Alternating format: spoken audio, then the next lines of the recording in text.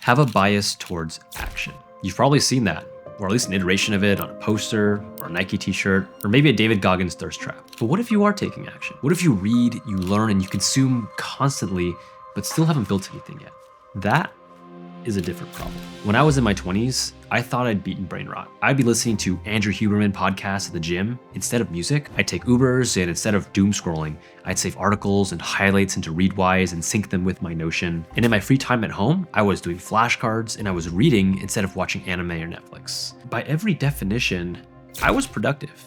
Months and years went by when you're supposed to be compounding all this learning and becoming this Chad version of myself. But when I really looked at it, I was in the exact same place. And I realized that learning, consuming, reprogramming bad habits, that is the first step, but it doesn't really get you anywhere. When I was 22, I made the crazy decision to become a doctor. And in order to become a doctor, I needed clinical experience.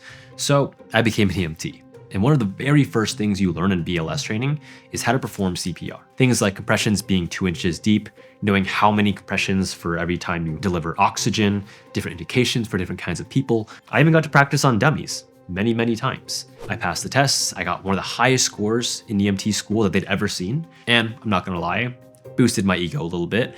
I felt ready. I felt like if someone actually collapsed in front of me, that I would know exactly what to do. And on my second shift ever as an EMT, it was Valentine's Day, actually. And for some reason, everybody in the company called out or took the day off. So we get called to this grocery store and we walk into the bathroom and I see this man collapsed on the floor by the urinal. My partner rushes over, does his quick ABC, feels for a carotid pulse, then he looks at me and he said so calmly, "Start compressions." Even though I knew the protocols and I'd, done compressions on countless dummies, it was a completely different experience doing it on an actual human being. And about 20 compressions in, I hear this cracking sound, and nobody tells you this beforehand, but those are ribs that crack there.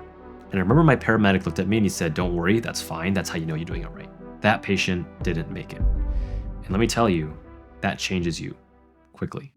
There's a difference between knowing something and being able to do it. Psychologists call it the fluency illusion.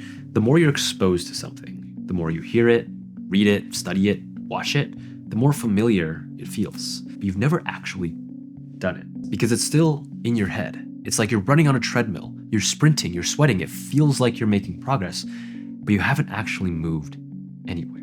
You've consumed enough.